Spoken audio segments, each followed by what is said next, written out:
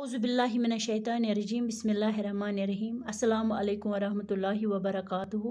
प्यारे बच्चों, आज हमें चौथी जमात का उर्दू पढ़ना है। हमारे सबक का नाम है सच्चा इंसाफ। इसका हमें छठा क्वेश्चन करना है।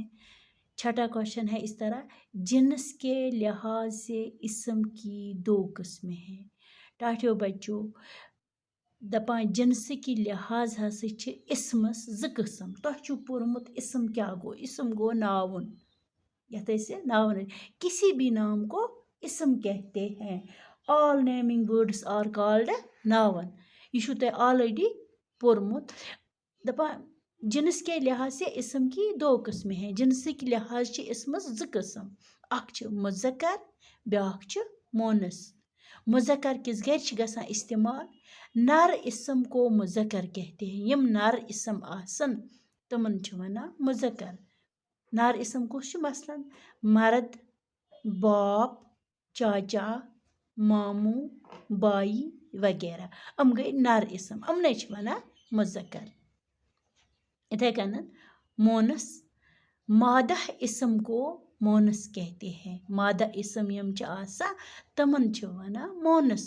माद इस्म कम गए मसलन औरत, माँ, चाची, ममानी, बहन वगैरह। अम गई माद इस्म, अमन वना मोनस।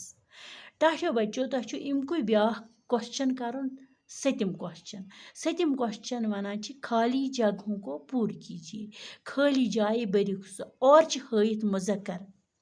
मुज़क्कर हयित, नर इस्म हयित। वुछुक लेखुन मोनस योर लेखुन खाली जाए मोनस।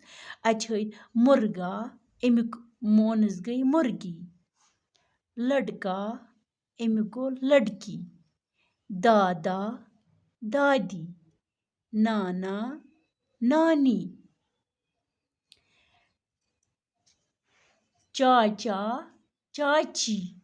नवासा, नवासी। नवासा वना कोर हिंदिस लड़कस। नवासी गई कोर हंस कूर। खालू, खाला। खालू गो मासू, खाला गई मास। मर्द, औरत। टाठियो बच्चों, यह तुलजो तुम पन्नी कॉपी पे, बे कर्जोक याद। खुदा हाफिज़।